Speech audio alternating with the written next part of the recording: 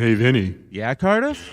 Do you want to go subreddit surfing? I wanna go subreddit surfing.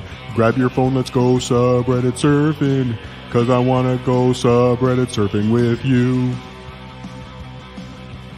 We talk to folks from different subreddits because sometimes we just don't get it. We explore all kinds of subreddits. Subscribe now or you will regret it.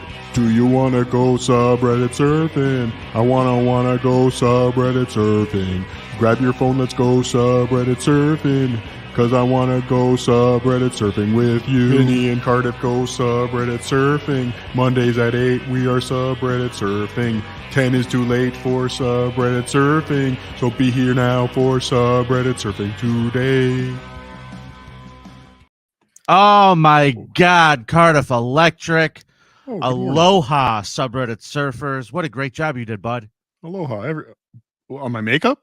No, on the new theme song. How fun. Oh yes, that is new. I've been working on it for so many months now. It just seems like old news to me. I've been crafting that since the early days of subreddit surfing. Well, I'm so thankful you were able to unveil it to the world tonight. Thank you, everybody who's joining us for another edition of Subreddit Surfing. My name is Vinny, and as you know, this is my best spud, Cardiff Electric. Now, Hi. Cardiff, you were just telling me before the show started that you got a phone call today. No, what? No, you told me you got a phone call from the people at YouTube. Oh, that bit. Yes. Sorry, I thought you were talking about the other phone call I got. What did the people at YouTube tell you? Oh, well, they just said that our audience, by far, well, not by far, like by 45%, is the best audience on YouTube today. Amazing. Yeah, I think they could get better, though. They just keep calling to tell us. Yeah, no, they're very impressed with us. They are very, very impressed. The only suggestion that YouTube made was that if one of us could get punched in the face and then claim that who are these socials sent the attackers, then possibly we would do better. Yes. That was the recommendation they made. Don't mess with Hamburger. When a club foot is coming towards your eye in a cold street in Rochester, you know you've made it, Vinny. You know you've made it. The mean streets of Rochester. Kids, this is going to be a fun episode today. Before we tell you what we're going to talk about, Cardiff, why don't you do a little bit of a roll call, buddy? Well, as we do grow the show and we get bigger, this is inevitable. I apologize, everybody, but Vinny and I have sold out a little bit. So we have sold the rights to roll call to a sponsor. Yep. So today's roll call is brought to you by Trucker Andy. Get your rubber dicks. Get your rubber dicks. If you have a trailer full of soda that needs to be hauled from one place to another, Trucker Andy, he's your man. Call him at 555-FILK. Get to your roll call, asshole. All right, roll call. Richard Porter, first one in. Hurry up. Welcome to the show. Blinky Jedi is here. Gut is here. Tim Downs is here. The world's worst artist. Vinny, we have an award-winning, albeit world's worst artist, but still award-winning artist. Kinky Loco is here. Amazing. Tim Downs is here. You were going to say something? Amazing. I love them all. Oh, no, you're just amazed. That's good. Yeah. The judge of levels is here. Obnoxious John. OJ. The Piss Queen himself is here. Captain Kickass is here. Dylan from somewhere. He is here. Dylan from somewhere. I got your email. I'm going to email you this week. We're going to. Oh, I replied to. Oh, you did? Great. Yes, I did. Great. Mark Conan is here. Goizer Mass is here. Jim Jones is here. Oh, Umlaut is here. Grass Lee is here. Lawyers, Guns, and Money is here. Person McPeoples is here. But Mikey Alien had shitted, as always, is here. CMOS 4044 is here. Pisshead Greg is here. Principled Uncertainty Staying Up Late is here. Corrosive Dew, guess what? He's here. Flutter Dashy 64 is here. Connor Burke is here. The Bladcast is here. Aloha Christian. We have our first 4.99 super chat from Kinky Local. Don't F with Carl Hamburger. Good advice. Good advice. Unless you want your teeth to look like his. Yes, exactly. Actually, I guess it would be Carl's mom we should be worried about. Captain Kickass had another $5. He says, "Screw trucker Andy. Roll call rules." Thank you. On the John is here. Pork Boy 23 is here. Unk is here, and he loves me, so I love him or her or them. Where do IP is here with 3 potatoes. OM3GA4 Wolf is here. I'm sure that's supposed to read something. I just can't do it right now. Willie Hopscotch is here. Bill Bixby is here. And that's it for Carl Hamburger's here, but he's hiding. He's planning for he's trying to get content for Who Are These Socials tomorrow or Thursday, whenever they do that show. I hear they're trying to tackle Reddit now. Good luck. I don't even understand it yet. So, Cardiff, let's talk about our topic for the evening. Nope. Why not? Because I need to talk first. Okay. I'm angry. You are mad. You did start off a little angry tonight. I am angry. But now I can't find my tab. My angry tab. Shit. Hold on. So a couple weeks ago, we talked about how these fucking mods on these Reddit pages are the absolute worst. And Cardiff, you had a situation this week? Yeah, I did. So I targeted a few. I shouldn't say targeted, maybe. But I went after a few subreddits that I thought would be fun. Honestly, I can almost understand the cult survivors getting a little protective, or the more sensitive subreddits, mods being a little more protective of their members. Sure. Like the AA subreddit, I can understand why they do. I can understand. I tried to appeal to some people who did want to talk, because I'm sure some people, as part of their progress or as part of their therapy, want to talk and get their story out and help out. Sure. And again, I try to give a platform for that. But when you go to a subreddit like Tales from the Front Desk, I thought could have been a lot of fun. I've stayed in hotels, Vinny. You've stayed in hotels, I'm sure, as a comedian, as a gigolo, traveling the country. Certainly. I'm sure you've seen some things, but guess who's seen a lot more things in hotels than you? The housekeepers, the bellboys, the front desk people. Those people, I'm sure, have some fucking stories. Actually, I do have a hotel story too, I could tell you as well. Okay. So I think that's a great idea for a subreddit to go look into. Yeah. Just people that want to tell their stories. About 4 minutes after my post, you have been permanently banned from participating in Tales from the Front Desk. You could still view or blah, blah, blah, blah, blah. Note from moderators, yet another podcast scammer. So I guess there's a lot of podcasters targeting Tales from the Front Desk to plug their show. Like I'm not going in there, and I'm sure a lot of people have seen my post now. I'm not going in there with links and whatever. I'm just saying I have a show on YouTube. We want to talk to people. We talk to a different subreddit, blah, blah, blah. So I replied, I'm like, not spamming my podcast. I didn't even I didn't post a link. I was just looking for people who want to come on and discuss their experiences live. Moderator wants to get into it with me. Saying I didn't post a link is equivalent to saying I'm not touching you as a kid. I'm not touching you, Vinny, but I'm right in your. It's just a way. Christ. It's just a way you found to prevent Reddit itself from banning you. 95% plus of what you post is begging people to come on your YouTube. Yes, that is accurate. 100% actually. Yeah, it's more accurate. Well, begging. There's a difference between begging and inviting. Begging is what we do, and we don't have any guests around like 8:40. Yes, that's begging. Also, when we say send those super chats, thank you for the $10, Kinetic Zen, Vinny the Gigolo, more like Vinny the Jiggle. Oh. But yeah, I don't appreciate that type of humor. But he paid $10. I do appreciate the $10. It has to stay up, though. Legally speaking, it has to stay up. The YouTube guy made it very clear earlier today. But this subreddit gets someone like you on here probably twice a week. They never go anywhere. I don't know what that means. And then I just replied, the whole point of this show is talking to different subreddit each week, and told him to go fuck himself, and that was it. But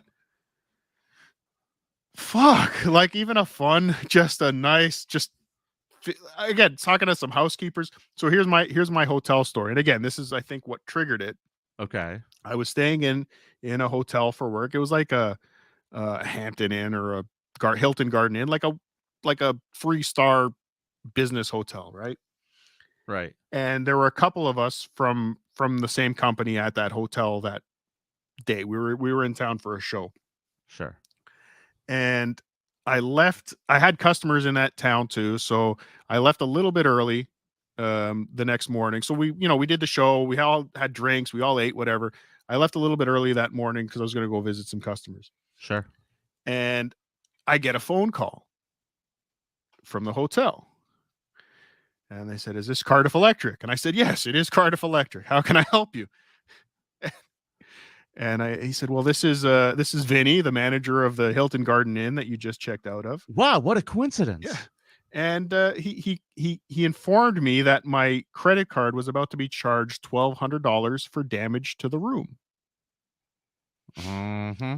And I was a little confused. Now, I will tell you, I do a little trick when I stay in a hotel sometimes where, if I don't feel like doing ironing, I'll hang up my shirts and pants in the shower and turn the shower on full blast heat to steam. Oh yeah, man. I think Steam heat. everyone does that. You steam your clothes out. So I thought, maybe did I cause a leak somewhere? Like I left it on a little long. The walls were a little moist. These things happen. Did I do so? So I said, what damage?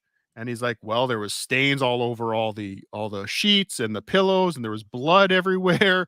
There was broken furniture."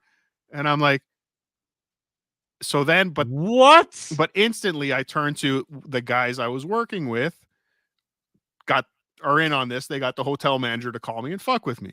Okay. So I'm like, "Oh, okay, guys. Okay, Carl. I get to tell Carl I said go fuck himself." Like he's like, Mr. Cardiff, I'm being very serious. I go, and I could tell in the tone of his voice, like this hotel manager was not an actor. This was real. And I said, "Okay, I'm coming back. I would like to see my room. I would like to see what this is." So as I'm driving back, though, just panicked. And again, this was on a corporate card, so I'm kind of wondering how I'm going to explain this to my boss. But they sent me the invoice too. I was about 5 minutes away from the hotel, and the hotel manager calls me back. He's like, "Mr. Cardiff, I have to apologize. The housekeeper wrote the wrong room number on the." It was actually it was actually the room that was next door to me. Yeah, they had the homemade abortion. Yeah. Yes. It wasn't you. But now I was really curious as to what happened right next door to me that night. But yeah, that was again, I would love to talk to that housekeeper. What are the things that they walk in on, right?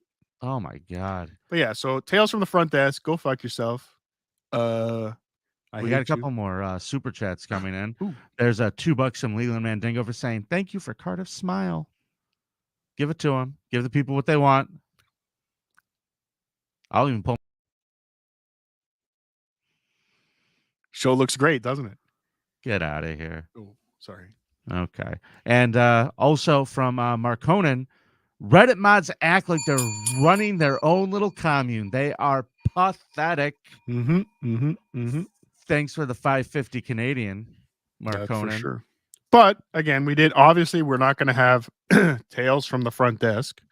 But I was inspired in that vein, looking at other tales from. There's a lot of tales from subreddits out there. So Tales from the Pizza Guy is where we landed on this week. I love this topic. These are the unsung heroes of the country. These are the real American heroes. Fuck G.I. Joe. Pizza Guys, you're all right by me. Yes. And not just Pizza Guys. We kind of opened it up to all types of food delivery, but Pizza Guy was the generic term for all the food delivery guys that we wanted to talk to.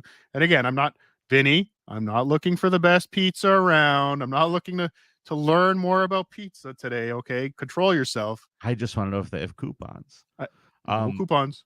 Okay, fair enough. Coupons. I think this is a fantastic subject because, we've all had something delivered, but I don't know if we've ever put ourselves in the shoes of these people who have to do this job. Ooh. What? Ooh. I have. Really? Yeah, I did DoorDash for a little bit. Did you? Yeah, at the beginning of the pandemic. I was bored. You were running around DoorDashing? I was running around DoorDashing. Yeah, How'd that go? You know what? I had a lot more respect for, not that I didn't respect food delivery guys before, but they're abused. Like they are. Again, I was doing it. I just had nothing to do.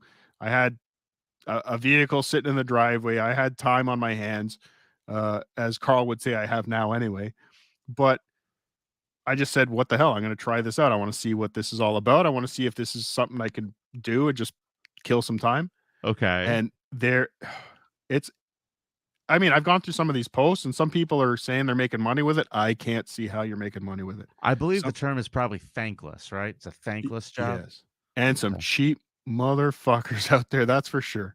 That's for sure. And again, I think I was doing it more of a social experiment. I just kind of wanted to see what it was like. I did it for maybe 3 or 4 weeks, but it was brutal. And it was funny. The ones that had the hardest, the ones that were, it was the snowiest day. And those were always the busiest days when there was like a foot of snow hits the ground. Nobody wanted to leave their house. And all of a sudden they're ordering groceries and they're ordering food and whatever. But the people that put you through the most, and I've seen that a lot in these posts too, the guys that are on the 43rd floor and want you to deliver it to their door and they take forever to buzz and answer. And there's no parking at their building. Those are the ones that tip nothing, like literally nothing. It's fucking awful. But then the easy ones are the ones that they throw you some good money right away. But it is thankless. It's not a profitable endeavor at all. Hold on a second. I need to earn a couple bucks from Detroit, $1.99 for Vinnie's smile. Oh, Detroit are one of our few blind viewers. Hey, Vinnie, Cardiff makes you look good, bro. Thank you, Tony. One of 2 blind viewers. I honestly, Cardiff, you are definitely the looks. I'll be the brains tonight. So Thank you. We have our first guest lined up in the waiting room, ready to join us. And Cardiff, this is a member of our Discord channel. Yeah, correct. So this did not come directly from the subreddit. Again, we had a couple bites on the bait, but again, people from Reddit are very undependable. Independable. They're fuckers. Okay, sorry. No, I shouldn't say that. Yeah, people on the internet, I mean, this is a really poorly planned situation, but we're going to continue. Let's meet Birch the Great, shall we? Let's. Oh, hi. Birch the Great. Let me unmute you, pal. Unmute your mic. You're muted. This is not how you make an entrance, Birch. There he is. How about that? Hey, Birch. Thanks for joining us. Whoa. Sorry, I've never used StreamYard before. Kind of a boomer in this regard. You're all good, man. Glad you could make it tonight. Now, I am led to believe that you did some food delivery. How did that go for you? Oh, I've worked in that industry for years. Are you still in it? No. I still do delivery, but not food delivery. Okay. I'm a drugs. Well, maybe. No, I'm a letter carrier. For the post office. So I guess medications would count for that. Sure. Yeah, certainly. And as I think it was Mitch Hedberg said, my FedEx guy is the greatest drug dealer who doesn't even know it. That's it. Yes. So, Birch the Great, let's find out a little bit about your background. What kind of things, the very first job you had delivering, what were you delivering, and how old a guy were you? I was 19 at a Domino's. Okay. So we're literally going the chain. pizza guy. Oh, yeah. I've worked for Domino's, Papa John's, Pizza Hut, and a couple different local places as well. Now, that seems like you really like the pizza industry. Yes. For a while, it could be easy money. It could be good. And I hate to say it, you at least always had something to eat. if you were worried about that. Okay. As in the restaurant would feed you, or you'd help yourself to some pepperoni? No, I wasn't eating the customer's food. No, it was most places you worked at, there was a pretty easy if they would just you wanted to make a pizza take home with you if you worked a shift, basically. Okay. I got to be honest, especially the early days of Uber Eats and DoorDash, before they started like sealing bags at most places, I was never. I knew some hands were going in there. I was never comfortable with that. But I don't know why. For some reason, I would trust the Domino's driver a little bit more. But again, I think the evidence would be clear if my pizza was tampered with, I think. Well, of course, because I would always trust the Domino's driver versus the Uber driver or the DoorDash driver, because, you know, those gig jobs, they don't do real background checks. They don't know who you are. You're not really working for anybody. You know, like if the guy from Domino's licks my pepperoni, and I could go and call his boss and there's a problem. When you call DoorDash, you go, "Oh, we'll give you $7 back towards the value of your pizza because we fucked it up." You know, there's no real accountability with DoorDash and stuff like that. With like you deal with the chain or you deal with the independent place. I'm better with those like hired drivers personally. Now, when you start doing this job, Birch the Great, you're 19 years old. What kind of car were you driving for this? It was a 2000 Ford Escort. Okay.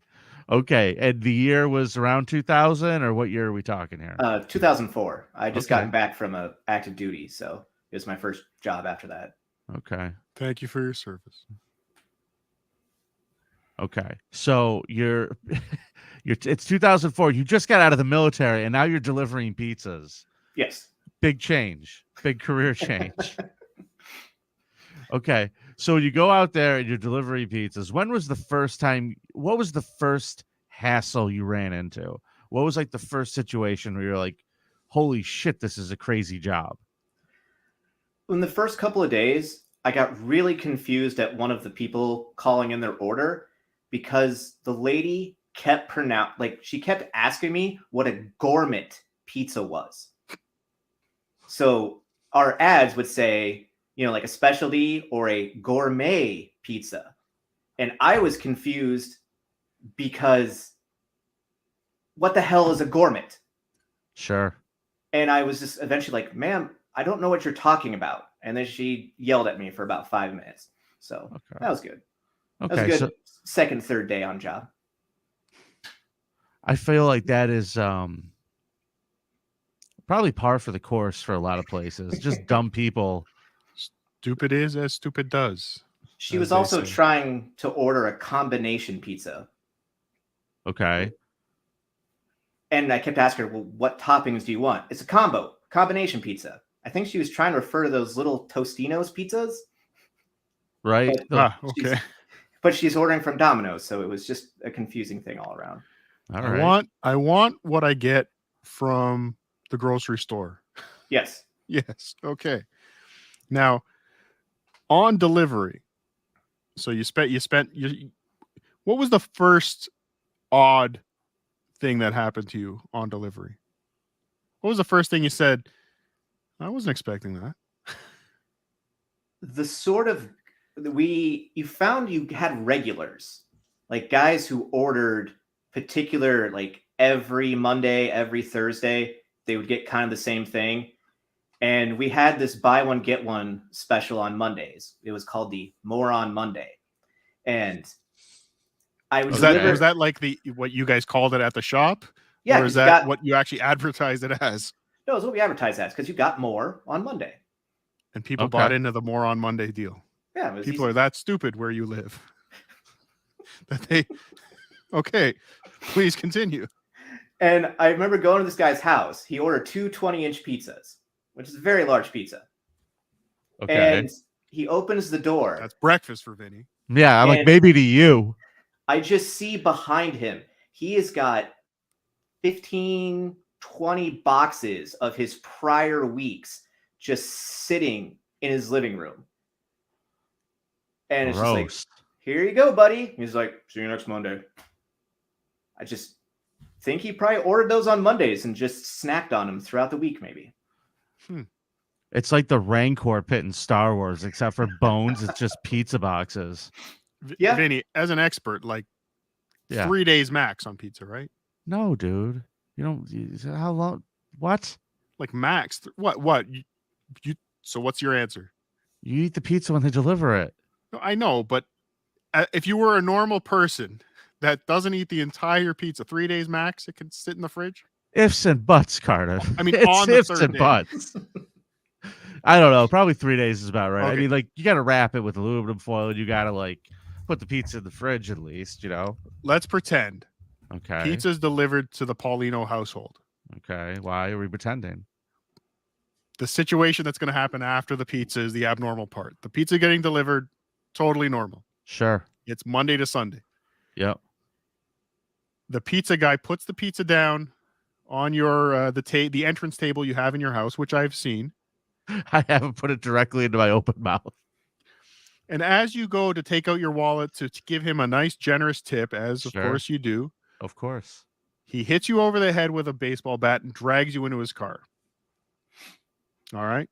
Is he going to take me to more pizza? No. He's kidnapped you. He's held you ransom. Your wife refuses to pay. 4 days later, he decides to return you back home. Okay. You walk in the house. Your wife is like, the pizza is still there. Are you eating it? 4 days later. It's still after all I've been through. Yes, of course. Okay, so you have a 4-day rule then. That's fine. Well, I mean, Cardiff, I'm traumatized at this point. I'll eat any old pizza you put in front of me. Fair. That is true. You've just been beaten over the head and lived in a pizza guy's trunk for 4 days. Yeah, come on. Fair. Honestly, I don't think pizza lasts more than 3 days at my house, honest to God, but I will say this. It's filled with cheese. All that stuff can get bacteria on it. You got to store it well if you're going to put it in the fridge. Okay. So guys got a house full of pizza boxes, and I'm assuming roaches. Probably. You probably saw a lot of that. You see a lot of weird stuff because you see all walks of life when you're doing delivery. You deliver rich people, poor people, whatever. And it's just weird stuff in general. One of the things, if I kind of went to a house that looked like they were into certain things, to get a good freak out of them, you give them the three big knock like you're a police officer. And you'd have people turn lights out, music drop. They'd scurry out the back, kind of look around the house to see what was going on. Oh, it's just pizza guy. And then things turn back on. That's pretty brave of you. That's pretty brave. How's that affect your tips? I mostly worked in a college town. Tips were few and far between. Well, it's not that people didn't tip. It's just there were a lot of people who tipped very low. And I don't know if that's a question you guys will have for later, but I could talk tons about tipping and all that. I would like to talk about tipping because I personally believe in over tipping. I always try to give a really good tip whenever I have anything. So does your chair. Oh, you. Oh, you. Line of the day. So my question is this. What's a good tip? When I was working, I was happy with $3 delivery. You generally, if you work a decent shift, you're going to be taking 20 to 40 orders, $3 each. You're having a pretty good night. I mean, obviously 5 would be perfect on a delivery, but I was happy with 3 at the time. That wasn't too bad. If people actually gave more, it was great because it would kind of make up for all the people that when their order came to 1976 and they just slide you that 20 and just kind of smile at you. Oh, that's not cool. That's not cool at all. You know, I was a waiter for years in college, so I know what it's like to get that silly tip. That's why I really do believe in over tipping because you know what? An extra $1 or $2 to people, it really helps. Like it's just a good thing to do. What does it hurt? I always overtip. I'm with you, Vinny. I always overtip, but I have I have some tipping trauma possibly in my life that, and I think I've spoken about my father before. My father's a wonderful man. And then he was But- like, just the tip. And No. That's not the trauma. No. okay. Growing up, we immigrant household, we never went out to eat dinner. We ate at home. We never, like, I can count on my right hand the amount of times we went out to dinner growing up. But then I got a job on my own, went out, did my own thing. Sure. But as as we got older, as my parents got older and my parents started to retire, then all of a sudden they wanted to take everyone out, big family dinners. I want to go out and go to a restaurant. So we'd go to a big Chinese buffet or whatever. And there'd be, 12 or 13 of us there. So the bill's a few $100s. Right. So my father never really learned the concept of tipping. Okay. And so he thought leaving $3 or $4 he didn't do it because he thought it was bad. He thought he was being like generous. I'm paying a $300 bill here. Here's $3 for you. Here's your 1% tip. Yes. So my sisters and I would always kind of hang back and like peel off, a nice big tip for everybody. But we couldn't do it in front of my father because the first time he saw us do it, he got very upset. Like I gave him $3. Where's the harm here, right? But so yes, because of that, and again, he wasn't doing it because he was cheap. He thought, and there was no changing his mind. We tried to explain to him, you got to tip more than that, but he went to restaurants so infrequently, this was a very foreign concept to him. Oh God. But another tip question. I've got a question for you, and thank you again for the $4.99 Lawyers, Guns, and Money. Birch, did you see a cat named Magneto next to the stack of pizza boxes? Did not see a cat that day, but that doesn't mean a cat wasn't there. That's true. It could have been inside one of the pizza boxes. That guy that you delivered the pizza boxes to, did you see stink lines coming off of him? Possibly, yes. Okay. That could have been it. Okay. But I'm going to give this is one thing I hate about Uber Eats and DoorDash is the tipping in advance. And I understand you do it and it helps you get a driver faster. But I am a big proponent of tipping in cash. Yes. Cash is best. Yeah, cash is best. But for an Uber driver, you're driving over and you see a 0 tip. It's like, fuck this guy. Oh my God, you're out of your mind if you do that. But I want to. You're out of your mind if you put an order in for food and you put 0 tip on that thing now on one of those. You are playing with fire. But that's why I'm saying I would rather give them cash, and that's more money in their pocket at the end of the day. But because of that, because they're going to see 0, I can't do that, right? You can't. No. So, I know. I mean, and here's the deal. I've thought about this, and my approach is I just overtip on the app. I just always overtip on the app, and I don't do the cash now. I know people probably would like that, but it gets my food to me fucking quicker, and it gets people picking up the orders faster. Yes. That's all I care about. So, but again, I'm trying to do the right thing. Okay, I want to say we got a super chat from William Nara. Thank you for the $2. Glad to see C got over the jaundice. Yes, I was very yellow yesterday on Uncle Rico. All right, and then I also want to point this out. Deepak Feinberg says, "Why are businesses paying them? This is the farce here. We get roped into their responsibility. They drive it over. That's it. Why is it worthy of a tip?" Okay. That's an interesting question. I know a lot of people who feel that way. It is an interesting question, but I don't think it's between you and the guy delivering your food to solve at this point. No. Just take care of the guy. Well, that's exactly it. The system is what the system is. And you think you not tipping is going to change that? No. What happens when you don't tip is you look like an asshole and somebody's going to put their balls in your sandwich. Yes. Worst. Oh, sorry. No, but the thing that gets me, and this is, again, I'm getting out all my pet peeves today. Vinny. What? The tip jar at a retail food counter. Oh, no. Yes or no? Okay. I always tip if tipping's an option. So you're going to the store and you're just picking up your burger from Rochester's Best Burger. You're throwing $1 in the tip jar? Yeah. Okay. Sure. Okay. Always. You know why, dude? It doesn't hurt anybody. I've worked in restaurants. I worked at Starbucks when I was in college, and every week they would split the tips between all the baristas, and I would get a big thing full of cash, and I get like an extra 60, $70 every week. That was so helpful when I was a college student. So, like, to me, yeah, I put the money in there.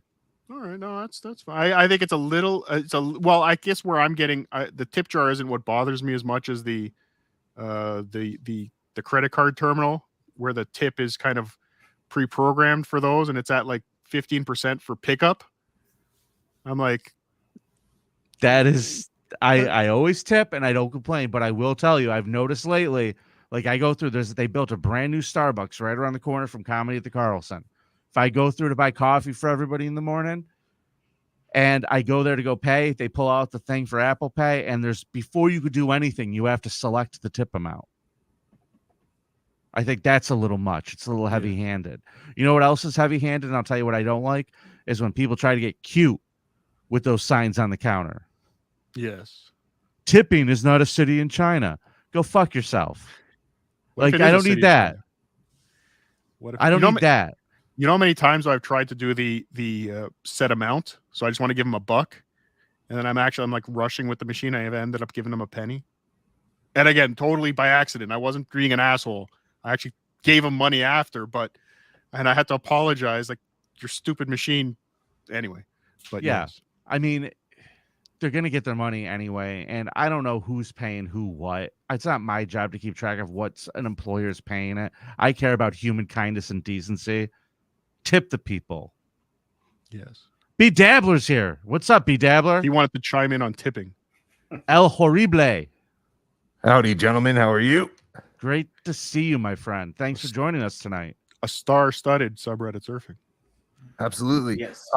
I'm a big tipper. I give Vinny a lot of credit. I also will tip anytime tipping is an option, except I've seen it at gas station convenience stores, and that's where I draw the line. I'm not tipping the 7-Eleven guy. I agree with you there. And Deepak Feinberg, again, let's establish then. And I see why people do it. Tipping is insurance that your food you were too lazy to get up for isn't exposed to foreign matter. You're asking that as a question. Yes, I would say that it's probably a pretty good deterrent from having someone fuck with your stuff. Yes. Now, I think there's like Japan. I think the culture doesn't believe in tipping. Like they will be offended if you tip in Japan, I believe. Okay. I think a lot of cultures don't have tipping. Like a lot of Europeans, they don't tip, right? I said Japan. That's in Europe. Oh yeah, East Europe. And I always thought Minnesotans were notoriously famous for not tipping. No, Minnesota tips like motherfuckers. All right, so let's go back to this for a second. The thought of a business and what they pay, should that affect what you're doing? So you're saying to me, because these people are like hourly gas station employees and you know they get a decent hourly wage, like servers get what's called the server wage, which is like probably at this point, I remember when I was a server, minimum wage for a job was probably $6 something, but then I got $3.15 an hour as a server because fucking tips were supposed to cover the rest of it. And now I want to correct you there. I don't think the guy at 7-Eleven is necessarily getting a decent wage, but he is getting more than the servers. Yes. Well, I mean, we talk about this on the Creep Off all the time. Fast food workers in New York State, at least, minimum wage is $15 an hour. It's a lot more than it used to be. Yeah, but so is everything else. All right. Thanks, Inflation. Joe Biden. Thanks, Joe. So, B Dabbler or El Horiblay, forgive me, friend. You were a delivery guy? I was. I mean, I guess I technically still am. Just like Cardiff here, I joined DoorDash very early on the pandemic because same thing. I had more time on my hands. I was just kind of bored, and I just wanted to kind of try it out. I had actually tried Uber before that, and I couldn't stand the people. So I figured like just bringing people food wasn't, going to be too big of a deal. And I actually enjoyed it. I did it for about 2 years, and I still have the app, and I'll still turn it on to see if any interesting orders come up or anything like that, but I just decline everything, and that actually increases the offer for the next driver. So I feel like I'm doing something good. Okay. So during the pandemic, did Birch the Great, um did you do any delivering during the pandemic?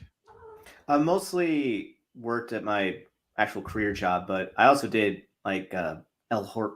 I can't say your name right. Yeah, Be it doesn't Dabbler. Be Dabbler over here. There you go. I also tried out the Uber/Lyft driving as well, and grew to hate most of the people doing it. Yeah. That'll be another day. That'll be another day here, kids. But during the pandemic, that's got to be kind of terrifying to go knock around people's doors because nobody knew what was really fucking going on with that. And just knocking on strangers' doors and bringing them stuff has got to be a little weird, right? Not at all. I didn't give a shit. It was great. Nice. The money was awesome. If it snowed where I am, I got up to $7 additional, like just to take the order, plus whatever the service fee was, and then whatever the tip was. I started learning little tips about DoorDash because DoorDash, there's no transparency with DoorDash. They don't tell you exactly what you're getting tipped until you deliver the food.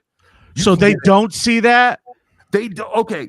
So what they see is anything below a $5 tip, they'll see what they're getting.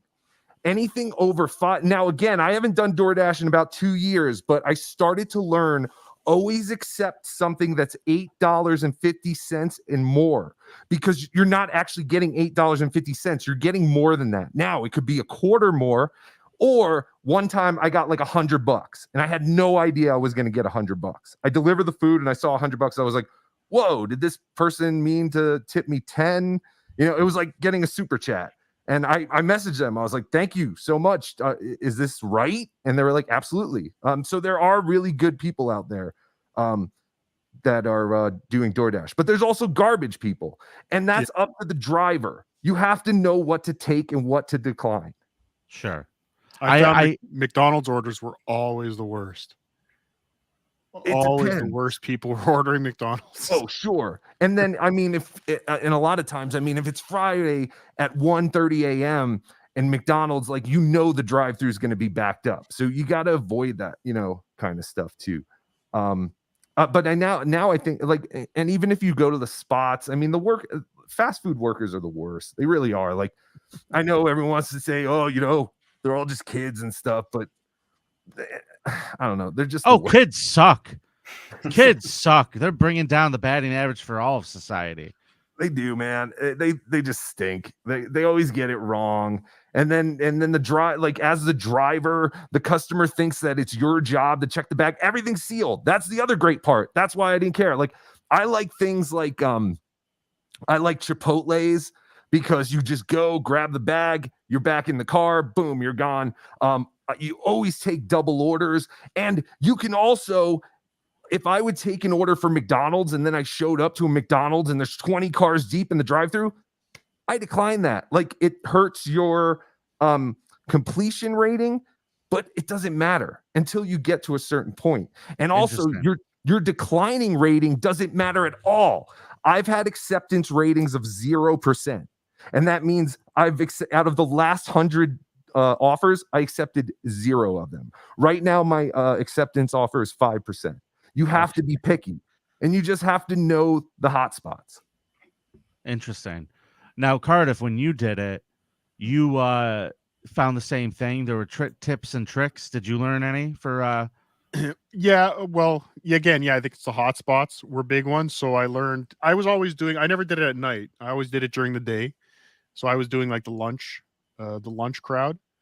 But what I found was if you hang around Panera Bread enough, you get the big corporate kind of lunch orders. Bingo. Right? Yeah.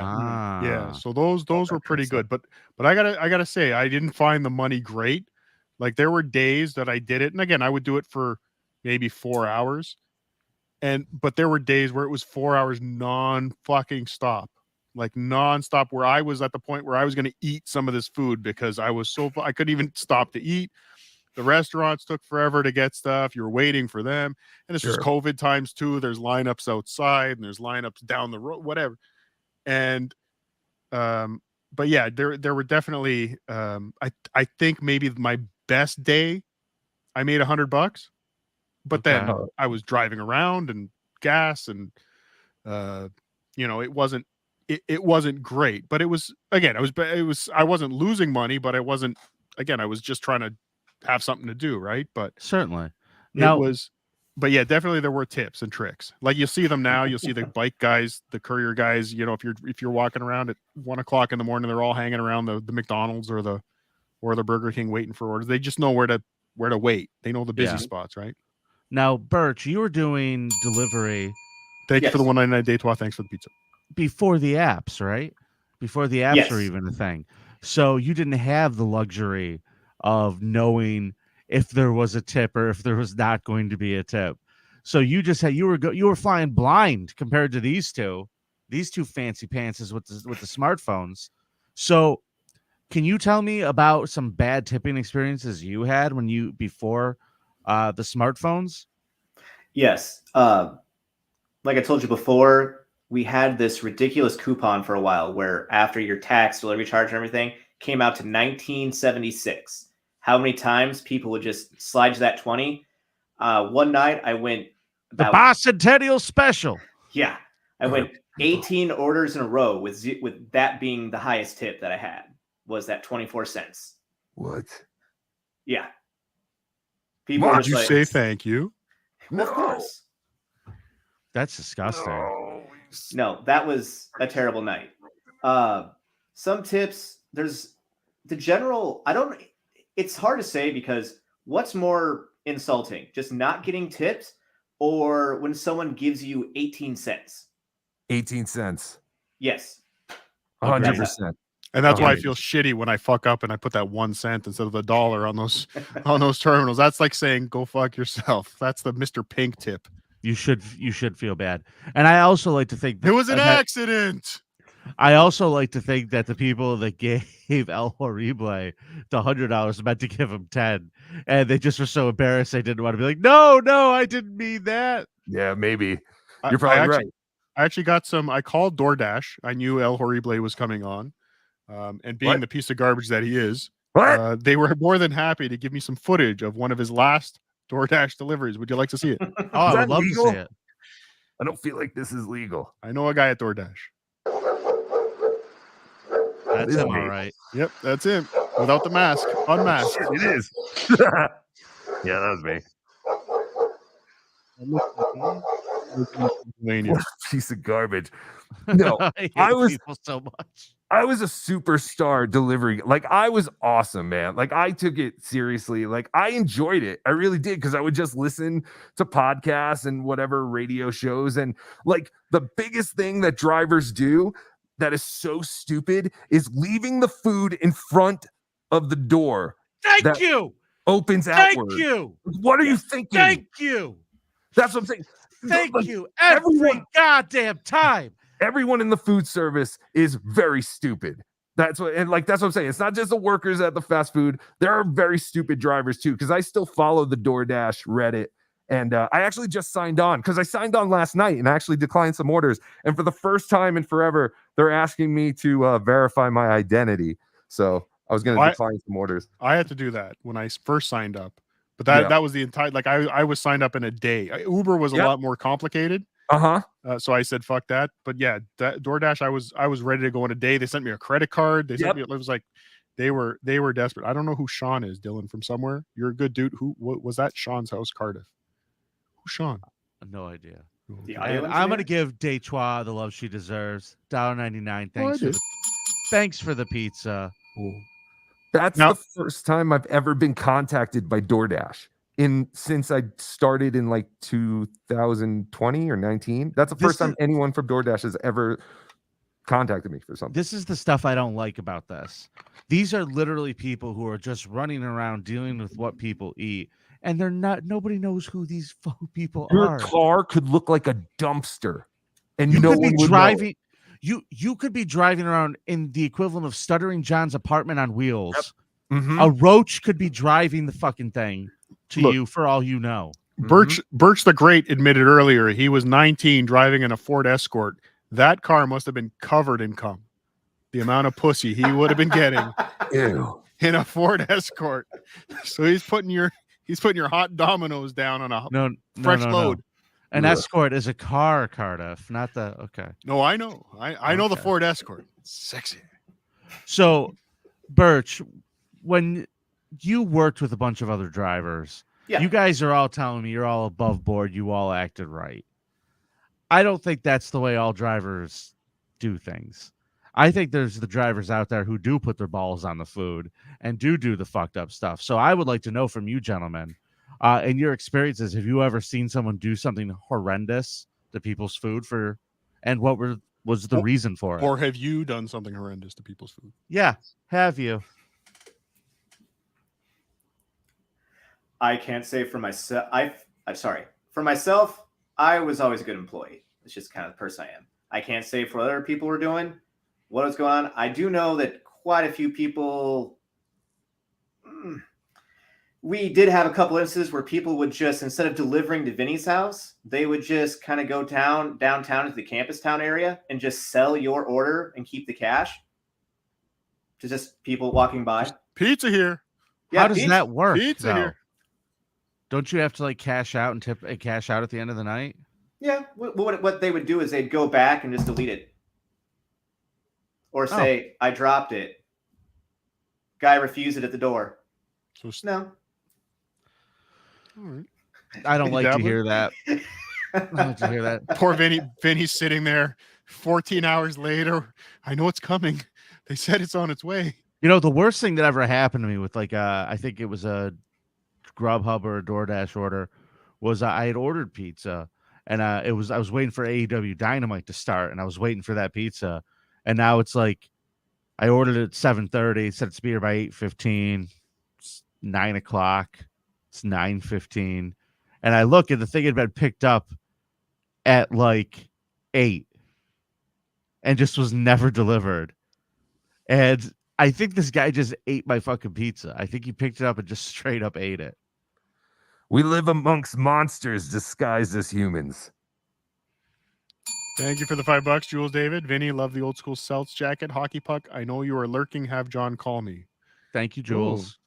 Ooh. We have podcast terrorists communicating in our chat room. They're using super chats to communicate, and I am all for it. Al Qaeda, you're welcome to use us as well. Oh, we're getting thrown off of YouTube now. That's great. Oh. No, it was fun. Oh, sorry. You know, Birch, I'm looking at you and I'm reading the chat and I'm realizing people are correct. You really do look like a more successful Chad Zumach. I was going to say he looks like handsome Chad Zumach. Oh my God, I wanted to say that. You really do look like you got nice stonework behind you. Yes. You seem like you got it together. Your face isn't beaten in. You're not covered in catalytic converter grease. Oh my God. You have a cat that's alive and healthy. Now, look at you. Now, B Dabbler, you alluded to a interesting situation that happened to you at the door one night. Oh, yes. So I was the opposite of you. I loved late night door dashing because it was just always more interesting.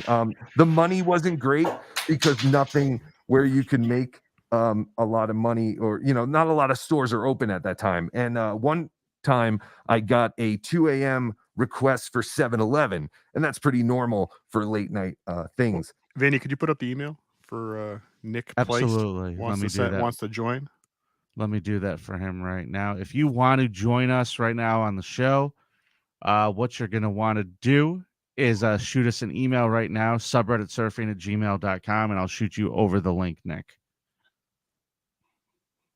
So 2 a.m., I got a 7-Eleven order, and I'll never forget this order. It was 2 bags of peach rings, the candy, 2 giant Red Bulls, and a quart of 0W20 motor oil.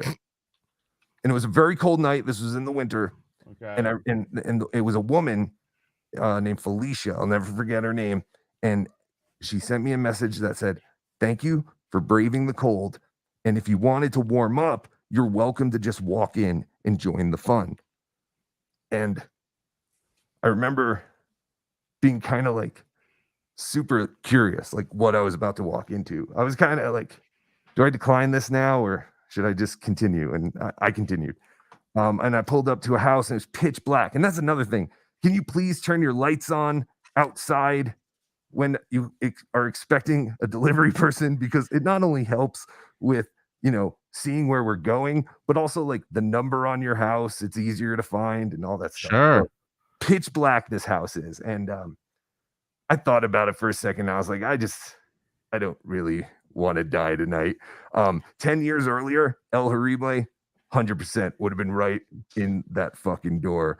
You probably made the right choice there. Probably. But I would have been knee deep in peach rings and motor oil and whatever the fuck they were doing with that. What did they need to lubricate with that? Zero W20.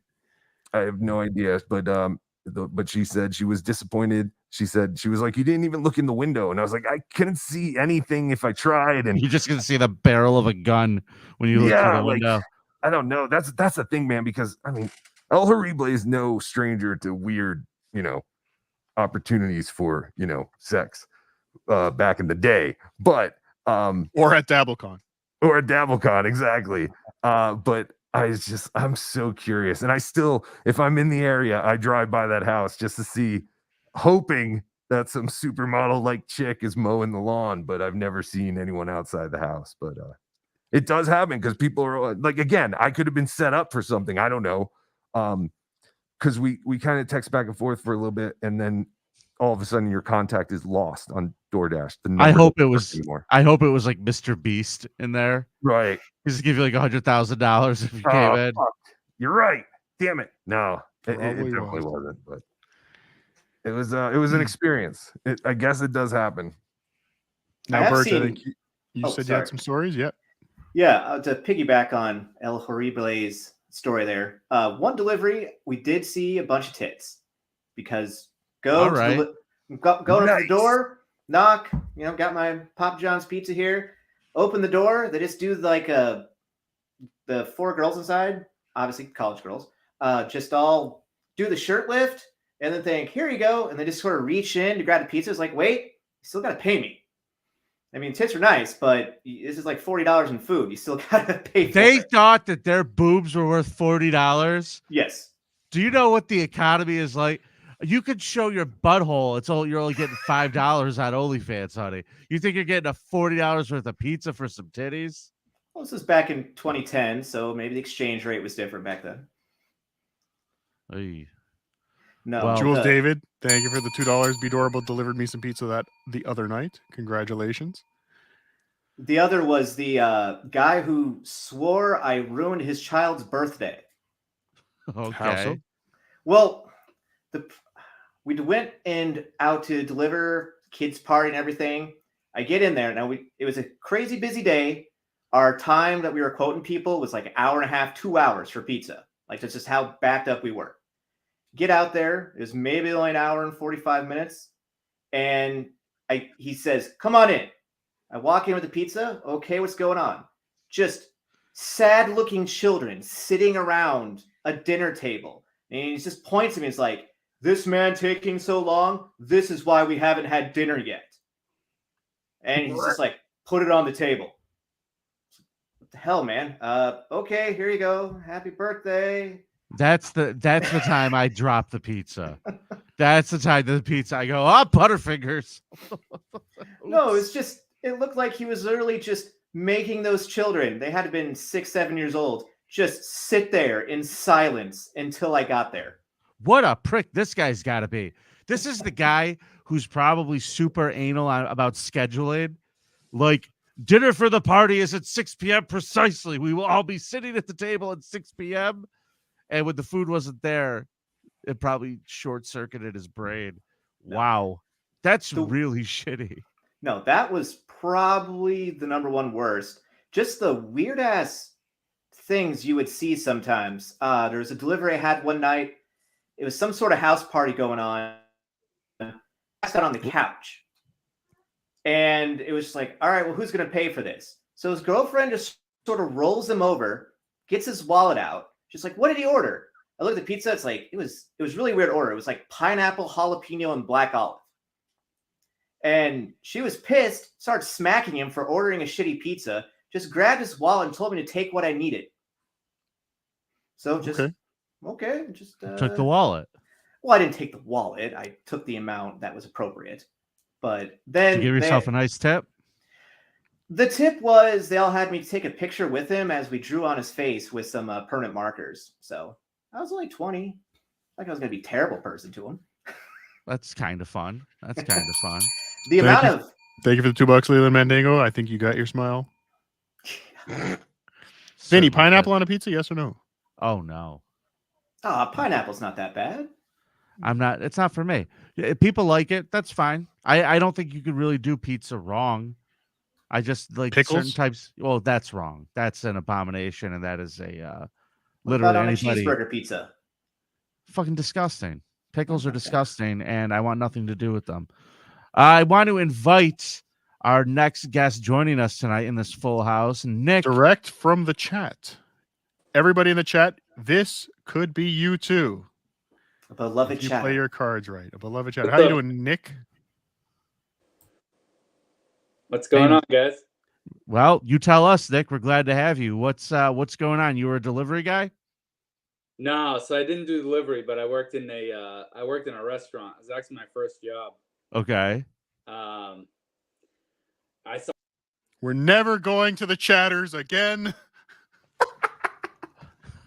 I wanted to know what he was going to tell us. He lied to us. He Told you. I told sorry, you Nick. I said I didn't do delivery, but I have a fucked up story from a restaurant. All right, I'll listen Okay, to it. go Go for it. ahead, Nick. What the fuck is happening here? Go Go ahead, okay. Nick. Yeah. I don't know who that guy is, but I. But hold on, Jules David, thanks for the $5. Is it me or does tonight's guest have a striking resemblance to Knight Melendez? Yes, almost a little bit. Okay. Almost a little bit. But please, We Nick, got go ahead. we got Knight Melendez. We got successful Chad Zumach. We got Al Horiblay, and now we got the great illustrious Klondike Steam. Well, I believe successful Chad Zumach and Knight Melendez are one in the same. I believe that's where Jules David was going. Oh, well, I'm a dummy. All right, Nick, tell me what you saw in the restaurant. So it was my first job, right? So it get really busy at Christmas time. And everybody would order these platters. It'd be a big platter of fettuccine Alfredo, chicken, right? So I was working in the back. I was the youngest kid there. Then you had the kitchen guys who was making all the chicken for these big platters. I'm working in the back, doing my stuff. The guy that's making all the chicken and stuff, he's putting all the stuff in the big platter. The trash is right next to him. He goes with the dish, putting all the chicken into the platter. The chicken falls into the trash. Now the head chef comes over. The guy's ready to just like, all right, I got to make a new dish of chicken. The head chef comes over, says, no. Put that in. We got too many orders. Let's go. They take the chicken from the trash, put it in that platter. Off it goes. Fucking horrible. The most horrible thing I've ever seen. I actually quit that next week. I was like, yeah, I'm not part of this. But that is horrific. That is absolutely horrific. All right, Nick, you're cutting out a little bit on me, so I'm going to bounce you, buddy. But thank you for telling us that. That is, and thank you for teaching everyone learn to cook. Yeah. Learn to cook. I cook at home now. Thanks, guys. Hey, thanks, Nick. Klondike Steam Power has joined the stream. Hello, Klondike Stream Power. How are you? Is he there? Oh, He's muted. muted. I muted Klondike Stream Power. Hold on. Klondike Steam Power, how are you? Hello. I just thought it would be nice to have a creepy Klondike Steam Power sitting in the corner. Welcome to the stream. How are you? I don't know how the fuck you do this. I'm going to have to unmask myself. All right, Dr. Steve, get it together. I did that for 4 hours in I know. 105. I did it for like a minute. Club. I did it for... Bedaddler's even long. Now, Dr. Steve, Uh-oh. let us know today. You get With the his mask if off. the toupee comes off with it, this will be Hang the on a greatest minute. podcast moment ever. Dr. Steve's wait. bald head Oh, exposed. it's Dr. Steve. Who was that asshole? Whoa, Dr. Steve. Hello, my friends. All right, Dr. Steve, you were a pizza delivery guy? I was for Pizza Transit Authority in Durham, North Carolina. What Oh haven't my you done? God. North Carolina pizza? Yeah, it was Pizza Transit Authority. It was cool, man. You know, when I was in college, and look, here comes the PTA guy, man, and they'd bring you beer and stuff like that. I thought it'd be an awesome job, and Okay. I was sadly mistaken. But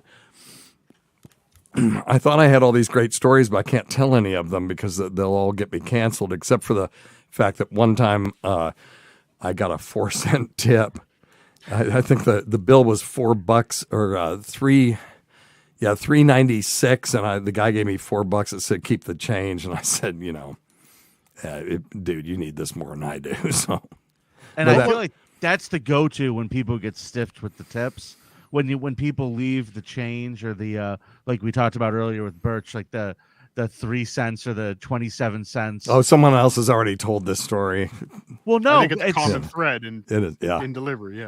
yeah, people are awful. People It's are like- awful. Here you go. You can have it back. So, Dr. Steve, when you were young, before you took the Hippocratic Oath, what's the worst thing you did to someone's food?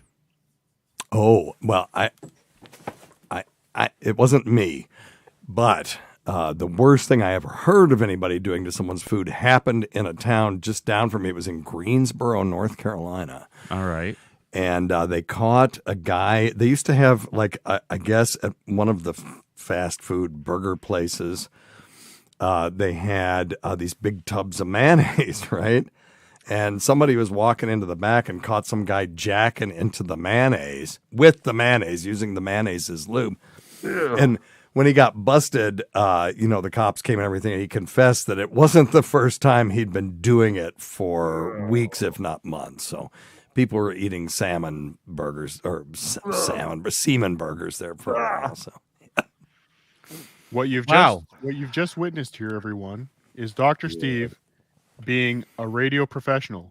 When you want to admit to something that you've done, but don't want to admit to it, what you say is, what I've heard someone else do.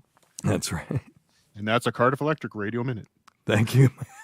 That's a real tip right there. Blowing up my spot. That's a 4-cent tip for everybody watching right now. Dr. Steve, Leland Mandingo. Give myself a bell. Dr. Steve, can Leland Mandingo get a fluid? A fluid? Yes, of course. How about one of these kind of fluid? I just came. I'm stealing that. Are you making cheeseburgers in Greensboro? Yes. Okay, so Dr. Steve, you were delivering pizza, beer, and whatever else there was. Cigarettes. Pizza, beer, and cigarettes. Yeah. Can you imagine? Did you check IDs? Get out of here. There was no ID checking back then. And one time I did get offered, my last delivery of the night in Durham, North Carolina. A woman comes to the door in a silky negligee and said, "Do you want to come in?" I'm like, "Do I?" And she and I and her boyfriend ate the pizza that they ordered, and then I went home. So Now, so you said this was when you were in college? yeah, it was right after college. Yeah. So how has pizza changed in the last 70 years? It hasn't one bit that I'm aware of. It's completely the same. Although That's what you ask. How did it turn into she invited you into you're just eating pizza with her and her boyfriend? I needed to get the Dr. Steve's old joke out before I forgot it. Okay, I apologize. Dr. Steve. I'm How an idiot. It's they like, pshung. Dr. Steve, they invited you in. Yes, This woman she did. did. Sexy lingerie, and she invites you in, and there's a dude in there. Yes, and we ate the pizza together, and then I went home. I heard that part, but you're going from A to Z. Yeah. You're going from A to Z here. I need something in the middle. I mean, you There- obviously literally thought nothing in the something was middle. Going to go Yeah, down. of course I did. I was hoping that it was like, "Oh, this is one of those stories I've heard about." And then now her boyfriend was like, "Hey, dude, come on in, and you want to eat this pizza with us?" And I was like, "Okay." That was that. So And And I'm at sure no they, point- after I left, she blew him and whatever. But yeah, I just went home. At no point were you like, hey, what is going on? No, here? I know I was way too timid. Have you seen me? I weighed 122 pounds. Oh, I've Very seen handsome. I've seen Thank you, hippie friend. Dr. Thank you, my friend. Steve. Yes, I have the hippie picture.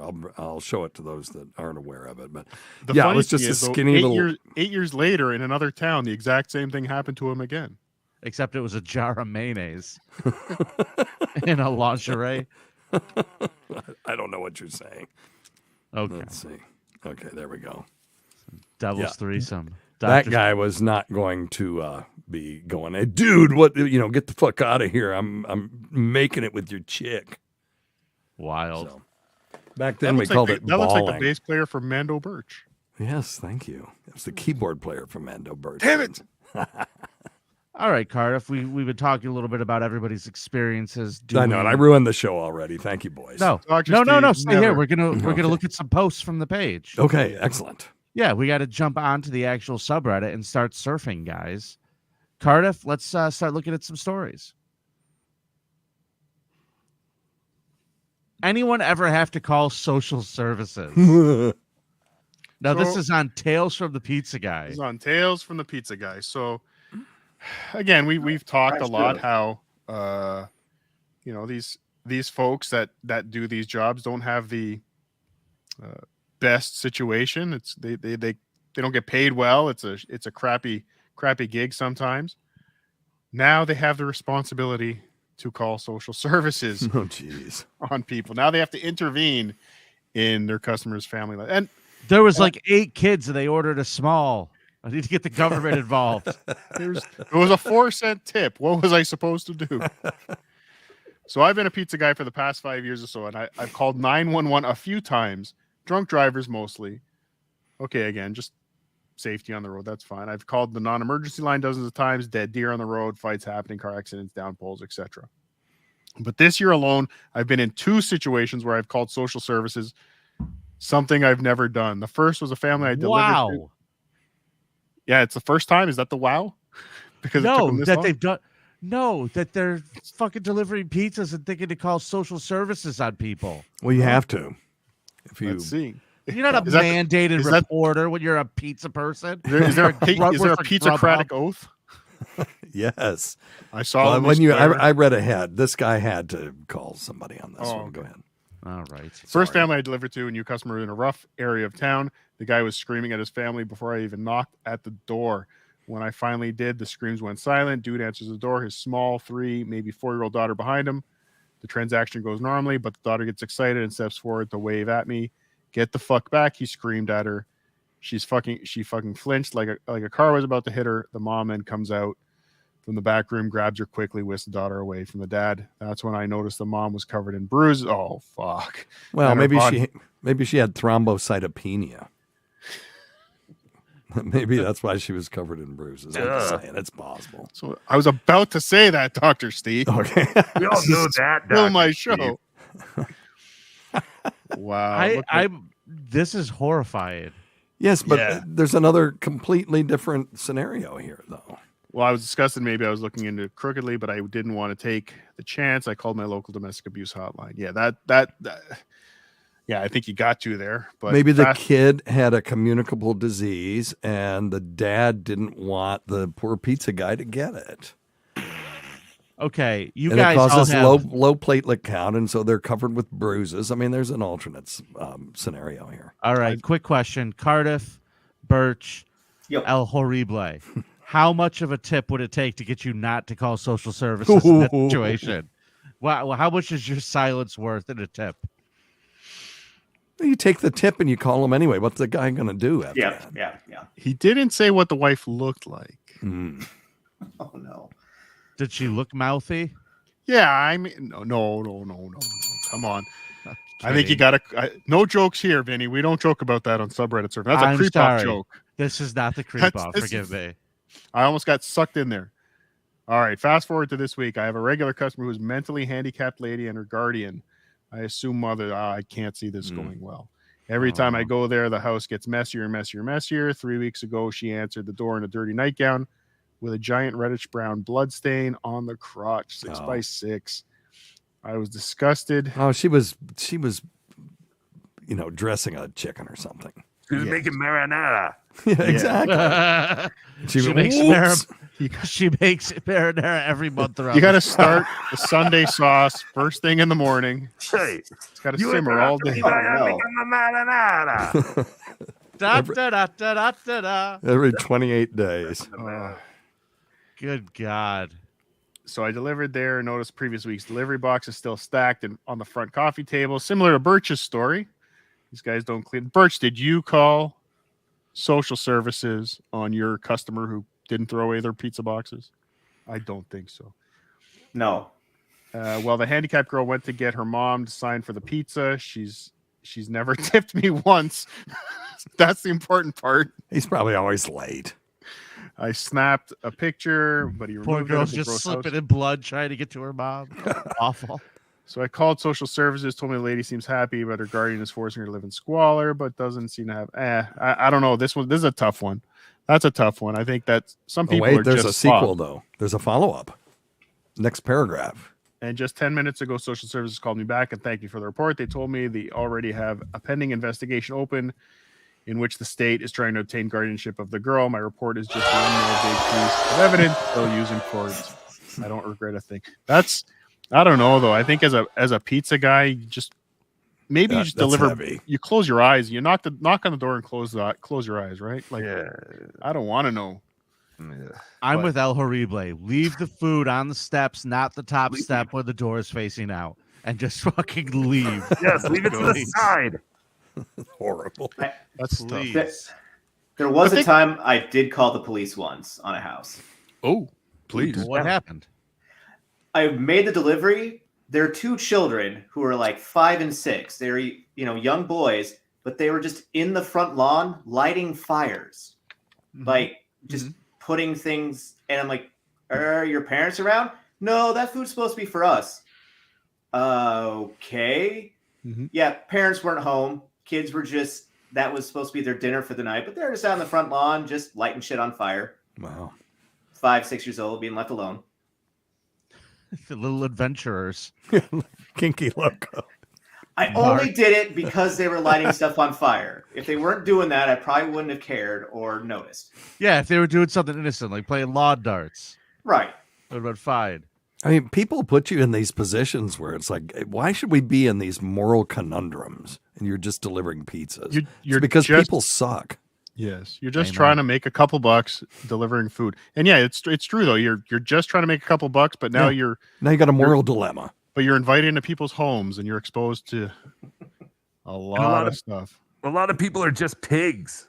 That's what I learned too. Yeah, people are gross. They are like really gross.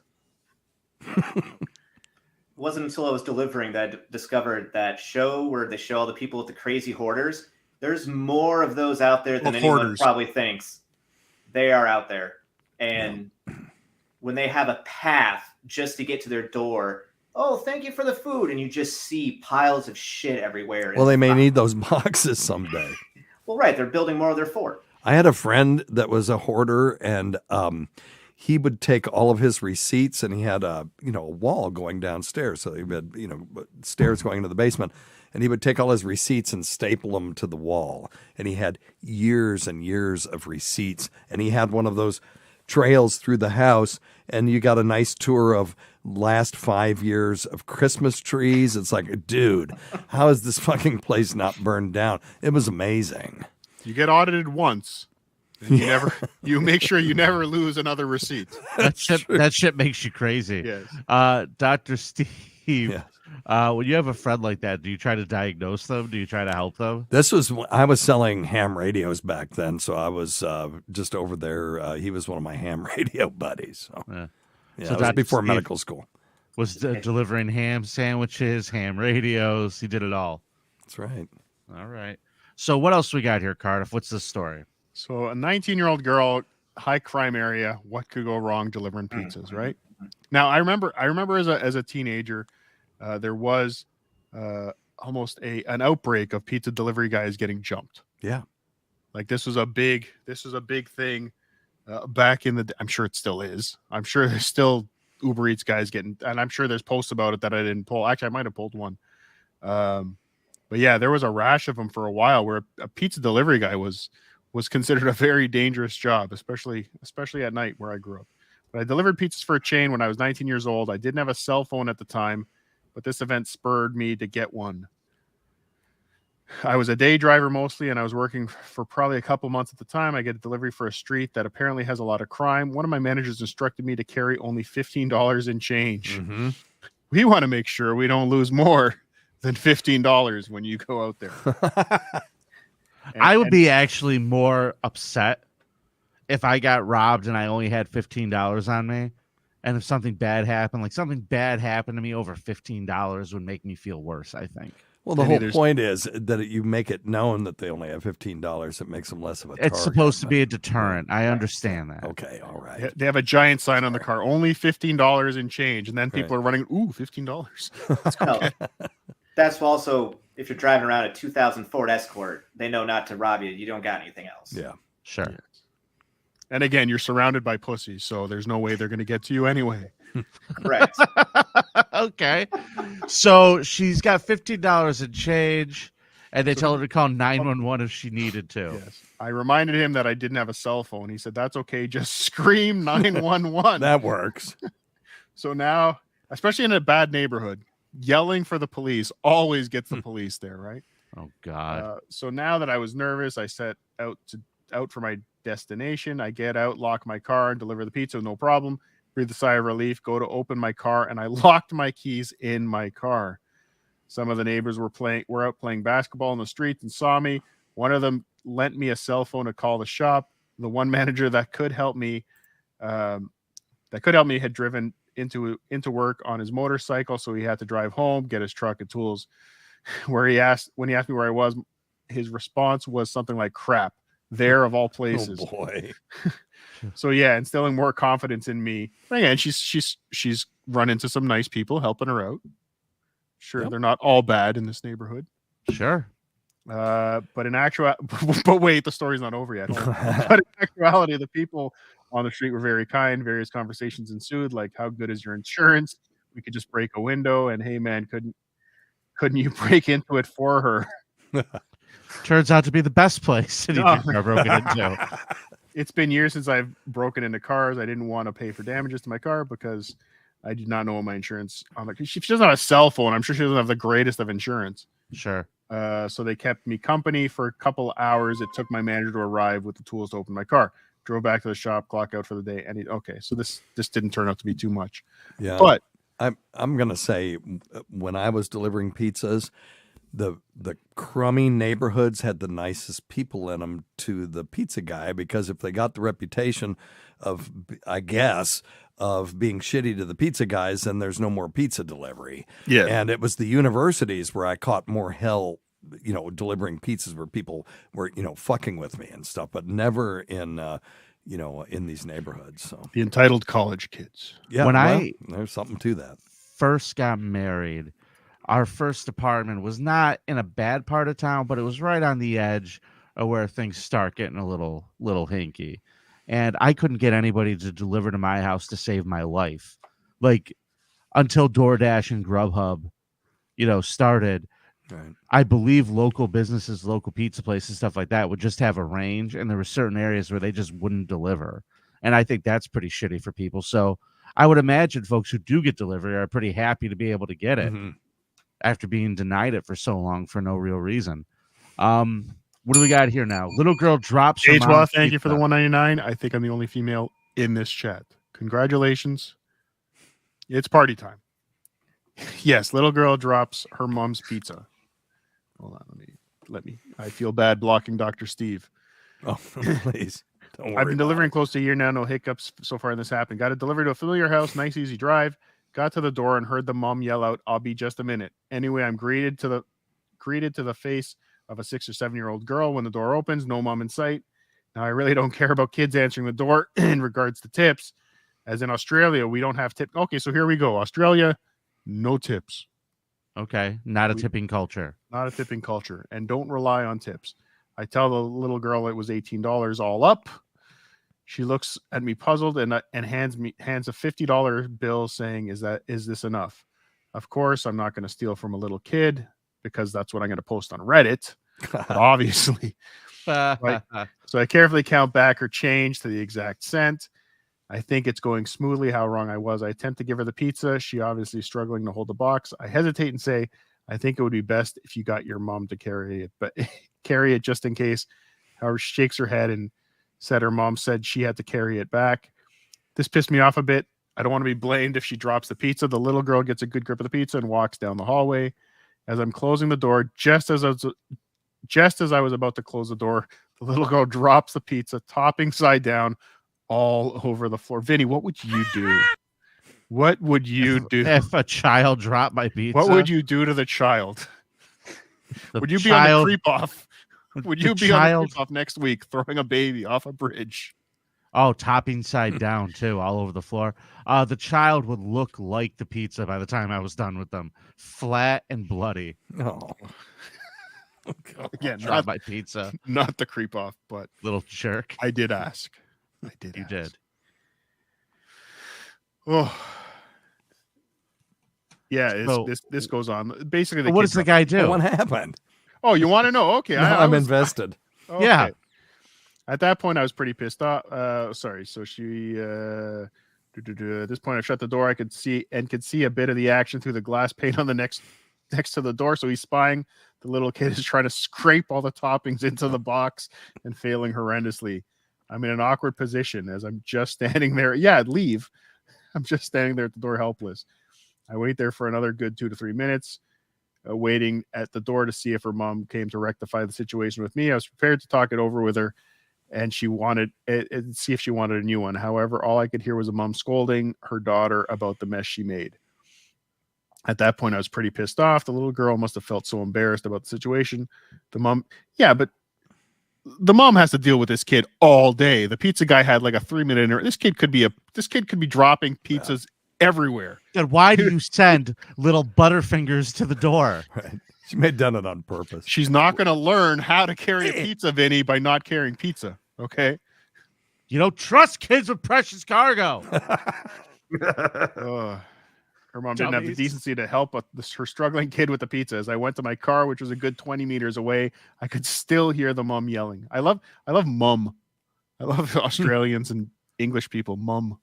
All right. I'm reading this last paragraph here, and I don't feel it. It ends up with a Norman Rockwell ending. So I explain. Okay. At the end of our shift, we get to make and take home a pizza for free. I decided to make the same pizza as the one that the little girl dropped and drop it off on my way home to their house. Aww. This wasn't because I felt bad for the mom, who's probably had to cook her own dinner, but I felt as if it would take the stress off the little girl. So I went back to their house, pizza in hand, with some ice cream for the kid. Again, a creep off story. Yeah, I don't trust this. Why is this pizza guy? I'm not too... Yeah. I was given a kitten as a tip. That's a story? You want this one, Vinny? Go right ahead. That's a liability. That's not a tip. Don't give me an animal I have to take care of as a tip. I can't believe the story really happened. So if you don't either, then I understand. Today I delivered to a Motel 6. Okay, this is starting out like the penthouse stories in the back of the magazine. Yeah. They're going to end up eating a pizza at the end of this. No, I think it's actually starting out like a Rob Zombie horror movie, but... that too. Yeah. Remember, in general, 4 out of 5 people at Motel 6 don't tip, so I wasn't expecting much. The guy answers the door, and I hand him his pizza. As he's signing the credit card slip, I notice his pet cat. I love animals, so I always get really extra, and I say, OMG, your cat is so adorable. He opens the door a little wider and points to the corner where there is a full litter of about 10 to 15 kittens. He says, do you want one? At this point, I'm kind of shocked. I ask if he's being serious, and he says yes and tells me to grab one. I picked one up, and he says, that can be your tip, and hands me back the slip, which did indeed have a nice little 0 written on it. So now I'm the owner of a 4-week-old kitten named Tipsy. Well, that's because you're an idiot. Sorry. Yeah. She put on there as an edit. That the kitten's doing well. The vet and the people at the pet store said she was fine, but fine to be away from her mother. which was one of her concerns. So we're diligently feeding her and giving her lots of attention. All right, Tipsy. Oh, good. On ya. It'll be fine when you dump it in the woods. Listen, I would have taken the $3. Agreed. Well, what am I going to do with a cat? Yeah. That she had to pay to take it to a vet. Oh my God, people are dumb. All right, what's your next story, Cardiff? Let's keep these. Motel sticks kittens.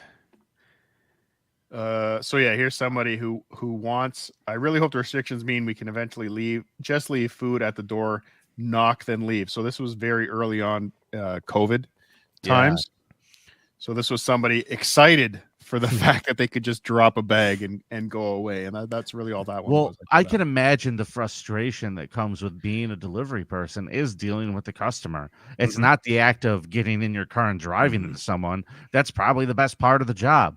But dealing with the asshole when you get there has got to suck. Yeah. So I'm with this person. Did some good come out of the pandemic for them, Cardiff?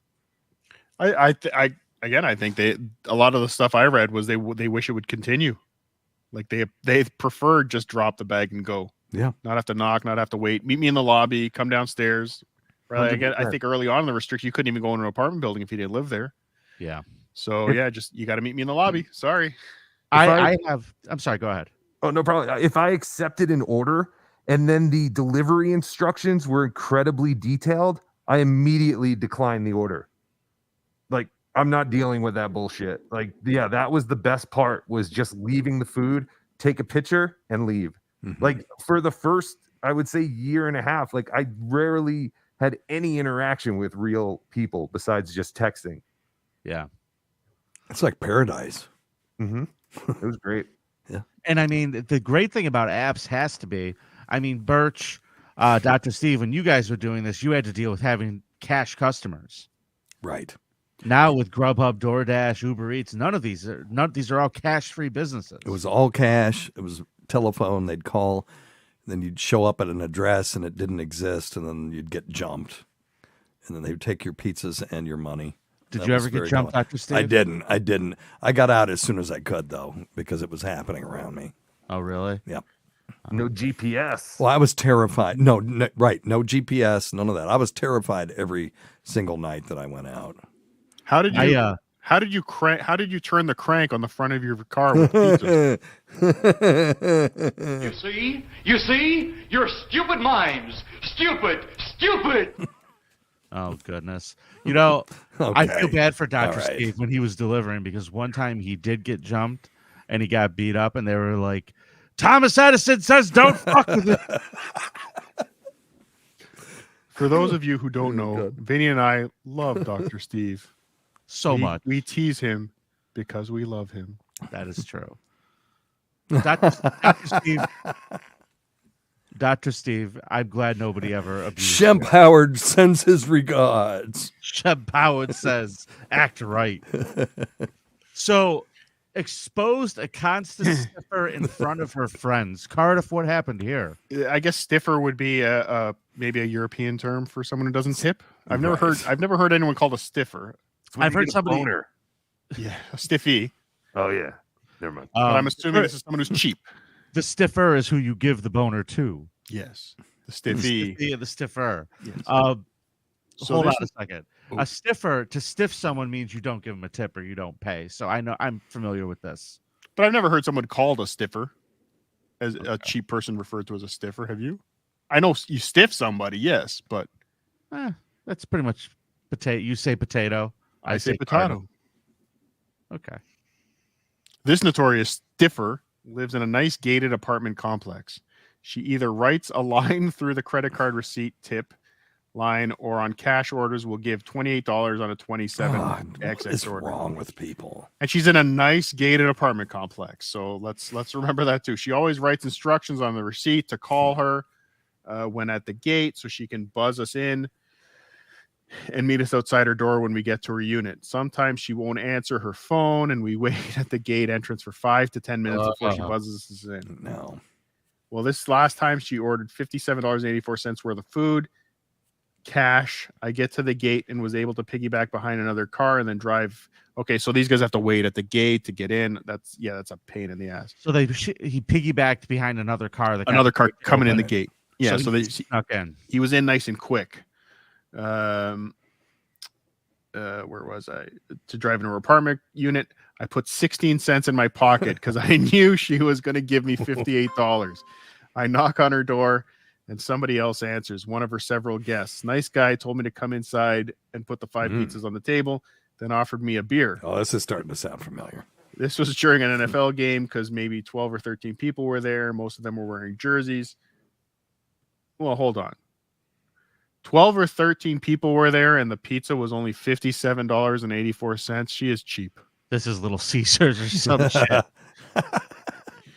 Most of them were in Jersey watching the Cowboys-Falcons game. I spot the stiffer girl at the table. She gets up and starts escorting me out the door, then gives me the money. I count it before stepping outside, and of course, it's just $58.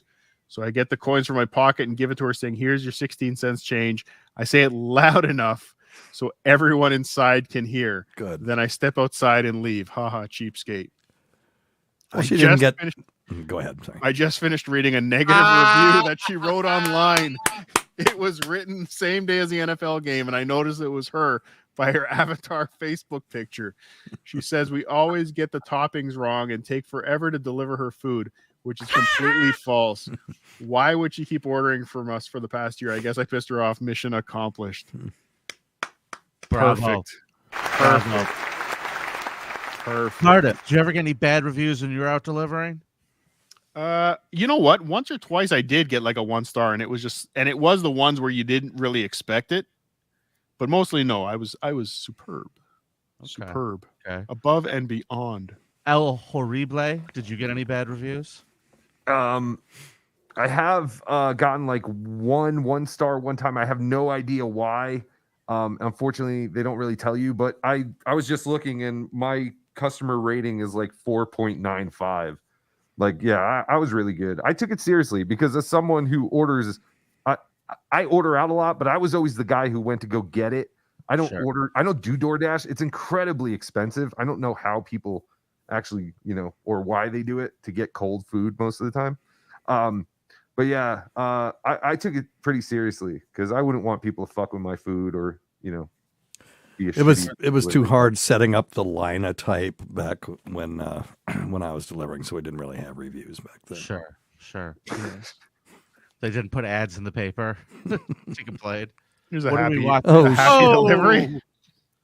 Oh, we just watched a video of a woman get her delivery, and they take it out of the thermal bag, and then the bag that the restaurant packed the food in just leaking falls right through it onto the ground. Yeah. Chipotle bags. They're incredibly cheap. If anyone does DoorDash, make sure you hold those things from the bottom. Well, that is Chipotle, yeah. Is it Chipotle? Yeah, it looks like Chipotle. Looks like burrito bowls. Okay, yep. That's definitely something I learned. Chipotle has the worst bags. And like, especially if it was raining out or something, or just like a lot of food in the bag and the condensation, the bags would literally get wet underneath and do exactly what happened there. Gross. Now, one thing I did learn about Chipotle, I was never a big fan of Chipotle, but doing DoorDash, you end up at Chipotle quite a few times, especially during lunch. What I did learn, at least the Chipotle's near me, they just had a rack of all the DoorDash deliveries on the side. They don't even want to deal with the DoorDash guys or the Uber Eats guys, so they're just all there with numbers on them. If you're ever hungry, just walk in and hold your receipt like you're looking at. Hold your phone like you're looking at it and just grab something. It's a little bit of lunchtime roulette, but I've noticed that in restaurants lately. I think I saw that at a Five Guys, and I'm pretty sure I've seen that at Chipotle. But it wasn't a rack; it was a table, and it just said delivery pickup. Yep, and you can even see normally on the receipt it tells you what's in the bag, so you can kind of take your pick if you could sleep with yourself at night doing it. There's a tip, everybody. Here's a pizza delivery gone wrong. Oh, this is like a video game meme or something. Okay, fuck this. Yeah, that would have been a good tip for the dumpster divers. Just hang out at Chipotle. Yes. Yeah, that stinks. Sorry. Okay. No, I get it. I apologize. But, Vinny. Yes. I think it's time for our newest segment. Cardiff, Subreddit surfing. You are correct. You guys, Thank you for talking to us tonight about pizza delivery. We learned a lot about Tales from the Pizza Guy. If you are doing DoorDash, Uber Eats now, tip over $5 so that your food will come to you ball free. That's not important. guaranteed. Not guaranteed. You're reducing your chances of balls touching your food with a good tip. It's not guaranteed. As we're going to do next week on subreddit surfing, ball food fetishes. Yes, I refuse to do that next week. That's not going to happen. So, where are my balls on this? I want you gentlemen to stay with us for this because there is a subreddit that we visited recently that we're really a big fan of, and I can't stop reading, and Cardiff's can't stop reading it either.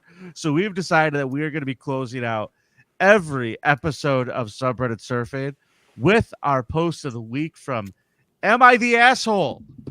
Everyone's favorite. Am I the asshole? That's it. So, Cardiff, I picked a story from Am I the Asshole, and you picked a story from Am I the Asshole. That's convenient. I'm going to read to you folks mine, and we shall discuss it. Did Dr. Steve just take a selfie that he was on subreddit surfing? Yep. Is he bragging? Yep. Good for you. I'll admit I did too. Good. Glad to have you guys. Yes, we are. We want the people who are happy to be here happily. Am I the asshole for telling my husband he ruined my birthday again? Yes. Okay. Background. Like, I didn't even read this whole thing. I read the first sentence and went, oh, we're reading this. Today is my 28th birthday.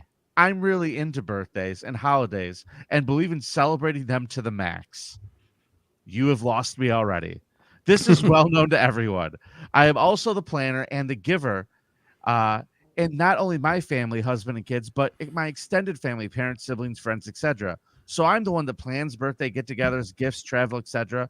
I'm also shaking my head due to having a son with complex medical issues and behavioral needs. I've been with him for 24/7 for the last week as it's school break and he's extremely clingy and his behavioral problems due to mental illness. I also have an upper respiratory cold during this time. Sore throat, fever, cough, runny nose, earache. But keep up with mom duties nonetheless. Where's my bitch drop? Bitch. All right. My husband's birthday was last month, and as usual, I planned something for him. Weekend in a town, a couple hours away for us and our kids. For my birthday, I tell him I just want help with the kids, the house cleaned, a nap, and him to cook supper or take me out. Maybe a homemade gift from the kids and a cake. Yesterday, my husband starts complaining of a sore throat. I check his throat. It looks fine. No fever, other symptoms. He stays up all night playing video games. The morning, he says he's sick but has no visible symptoms. No fever, no cough, no runny nose. Doesn't sound like someone with a cold. He says his throat hurts but spent an hour on Xbox Live talking just fine. He naps all day because he says he's sick. I think it's because he stayed up till 4 a.m. playing video games. Meanwhile, I make my own cake, take care of the kids as usual, and do my usual chores. He didn't even tell me happy birthday. Well, his throat was sore. Finally, I decided to take the cake I made with the kids to my parents' house to have a supper there, so I didn't have to cook. I'm pretty crabby at this point. He didn't say a word before we leave. He calls and asks why I left. I tell him because he ruined my birthday yet again, and I'm trying to salvage it at least a little and hung up. He called back and said I was overreacting. He's sick and I'm an adult. Birthdays aren't a big deal anymore after 21. So am I the asshole for wanting one day to be a receiver instead of a giver? Gentlemen, your thoughts? There's a R baking, I think, subreddit that I used to be in, and it got taken over by people taking pictures of cakes that they made for themselves for their birthday. And I just imagine these poor people, they're all beautifully decorated and they just look fantastic. I mean, I would never be able to attempt such a thing. And I just imagine them sitting there by themselves eating this cake and just, crying while they're eating. So I think no. Well, I don't know if she's the asshole or not, but it's very sad when you make your own birthday cake and have to eat it. Well, there's no question there. And I assume that this lady has like a Betty Crocker white cake. Like I can't imagine she decorated this very well. She sounds like she's got a lot of issues going on. Yeah. She's probably tried to cook this while her kids throwing a fit, breaking stuff. Cardiff, is she the asshole? Well, I have to agree with the husband on one point. Yeah, after 21, birthdays are But then birthdays become more valuable the farther away you get from 21 too. So That's true. there is a bit of a paradigm in there somewhere. But no, she's not the asshole. He's the asshole. All right, he's Make a little bit of an effort. She's a loser, and her husband is sick. He's sick of her. Get I out, was buddy. Horiblay. Get out while Run you can, buddy. pal. Get out while you can. You might have to live in a studio apartment with a hot plate, but you can play Call of Duty all fucking day if you want, buddy. Grab a slice of that cake on your way out. Go got it. I normally don't read chats that aren't super chats, but because this is promoting super chats, I'll read it. Super chat, super chat, super chat, super chat. Yes, there's still time. Birch the Great, is she the asshole or is he the asshole? Handsome Chad. I like or that. Knight Melendez. I don't know about that one, but I'll piggyback on Cardiff. Yeah, husband's probably in the wrong here. He can at least put effort for a solid 2 hours. A little bit of Or something. Or even just go to the grocery store and buy that $10 sheet cake and put a happy birthday candle on it or something. At least put that little of effort into it. Whoa, let's not go that far. All right, I said a little bit of effort here. Like, say happy birthday while you're handing the kids off. Vanny, what do you think? Who's the asshole? I'm with El Horiblay. No, honestly, this guy's being a bit of a baby. Take care of your wife. Do something nice for her, dude. Don't be this guy. This guy's horrible. No. I just say we'll do something this weekend. Do something. Yeah. I mean, it's important to her. I hate to be the guy that always gives the serious answer to this shit, but you know, But you will be. It's but I will. Never gonna stop him. She okay, I'll go fuck myself. Oh, No, Dr. Steve. Oh my god, man! I'm taking You are one pathetic loser. No, it just it's important to her, so it should be important to him if he cares. And about that's the relationship. That's the best advice, because that's really what marriage is about. You got to find the things that are important to your spouse and make them feel happy about it. It's easy. And If their birthday's her thing. Try to get them to blow you for doing those things. Yeah.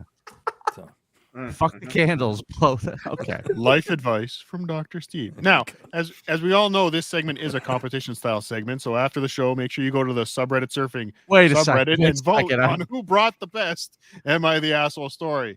And he will be spinning the wheel of consequences next week. Get out of here. So am I the asshole? I have a story for you. Am I the asshole? I didn't attend my son's wedding. What do you think so far? he's the asshole. Okay. If her son is Chad Zumach, it's fine. If it's not, it's probably a problem. I instead spent the evening with his ex-wife. Is this his dad? Yeah. So the father, instead of going to his son's wedding, Did he spent bone the her evening or just with- hang out with her? Well, she's single now, Dr. Steve. Yeah. He's consoling her? And to be fair, I mean, it's the son's second or third wedding. I mean, it's not that big of a deal. Mm-hmm. Quick backstory. After graduating high school, my son moved 3 states away for college. At 19, he married a girl he met. I tried convincing him to wait because I personally felt he was too immature. They both dropped out, moved back here to his hometown. At 20, they had their first child, a beautiful little girl. 60 months later, my daughter-in-law gave birth to their second child, a little boy. So he's now a grandfather of 2 children. After the first baby, my wife and I noticed our daughter-in-law wasn't happy. We both thought it was postpartum depression related. Just after the second arrived, my son and his wife separated. She would bring the kids over for a visit. It was then she began unloading on us. I know there's 2 sides to every story, but considering I know my son, I believed her. Oh, no. I know my son's a piece of shit. I sat my son down numerous times to speak with him regarding his marriage. He refused to take responsibility, blamed her for everything, and when I directly pointed out where he was the sole problem. They got into counseling for a year. Things were okay on the surface. Our daughter-in-law filed for divorce. My son 3 days later was on Facebook announcing his new girlfriend. Oh, Perfect. A month later, they were engaged. My son had forced his then wife to become a permanent Saham at the birth of a permanent SAHM at the birth of their first child. I don't know what that means. I'm not familiar with that term either. She, of course, had no other family or friends here. She knew no one aside from us. She had nowhere to go with 2 small children.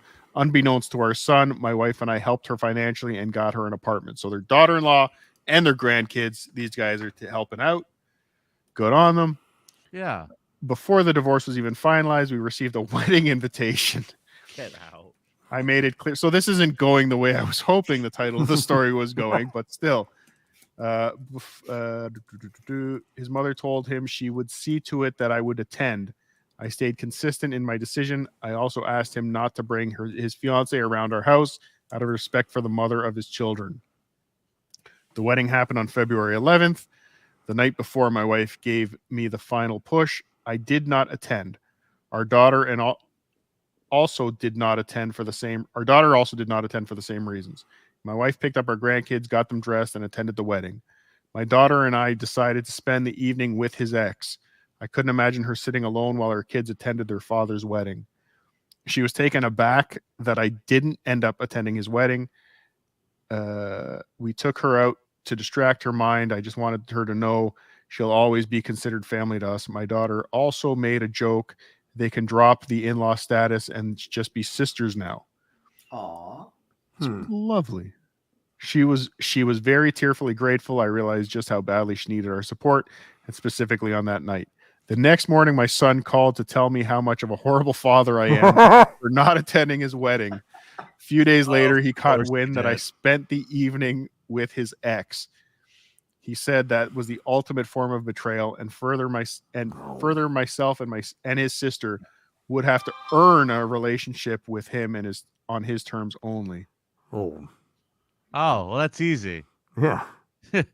The daughter-in-law is the asshole. Yes, okay. We're all in agreement. Thank you, everybody.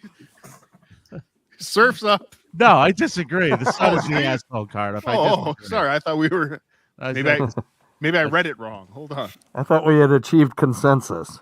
Yes. No, not on that one. That the son is definitely the asshole there. Yeah. So, what have we talked about tonight? We've learned to tip people. We've learned to make sure that you do something nice for your wife on your birthday or for your significant other. We've also learned to not be shitty to the other parent of your children. I think we learned Dr. Steve puts balls on food. No? Yep. Was that today? Dr. Steve puts balls on food. Yes. And he wears silly masks when no one else is around. Yes. What kind of fool would wear a mask like that, Dr. Steve? What kind of fool? Yeah. Indeed. What? Hey, I also learned that SAHM is stay-at-home mom. Oh, thank you. Thank you. No wonder I never learned that. Yes. All right, so let's do the important things. Birch the Great. Do you have anything you want to plug tonight, my friend? Not at all. I don't have a thing, but I'm just happy to be here. I probably watch all of your guys' podcasts every week, so it's awesome. It's really nice to meet you, and stay in touch. Love to have you come back on again. You're a wonderful guest, and have a beautiful evening. I'm throwing you out now. Get lost. All right. Just know, Birch, we're watching you back. Watching you. El Horiblay, plug away, my man. Dylan from somewhere, thank you for the $5. Be sure to tip your host. Thank you guys for Yep. All right, Dr. Steve, anything you want to plug? Nope, just that. Weird Medicine with Dr. Steve. When can people hear or watch Weird Medicine with Dr. Steve? Anywhere that podcasts are found, and on Sirius XM Saturday nights at 7 p.m. and Sunday at 5 p.m. Eastern. And coming soon to the Weird Medicine channel, isn't there going to be a bit of a push to monetize? Maybe. Well, yes. Okay. So, thank you. I'm the worst. E-Rock used to tell me I'm the worst at plugging my own shit. But yeah, I believe you also used to say you were the worst at plugging his shit too. Every time you gave him a prostate exam. Very good. Yeah, now Tippy Tom, that was easy. Steve. Anyway, don't worry about it. I'm good. All right. Thank you, my friends. Thanks, you, Dr. Steve. El Horiblay. Something was wrong with your mic earlier. Anything you want to plug? Oh, really? Yeah, we couldn't hear you. Freaked out. Just at B. got a terrible internet connection. I don't know. It And happened. then I just wanted to say, Try one last time. Try one last time. I am giving up on you. you didn't hear it that time either? No, something's that roadcaster of yours. Just throw it out. All right. All right. Well, I guess We heard you.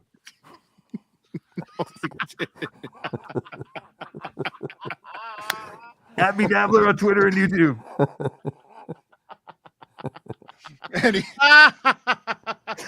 Oh my God. Thank you to everybody who joined us tonight. We hope you had fun subreddit surfing with us. We will be back again next week with a fun surprise and a brand new subreddit to surf. Make sure that you're subscribed. We really appreciate it. Rate, review wherever you listen to podcasts, and tell a friend. We'll see you next week. Aloha. Surf's up. Surf's up. It's cock time.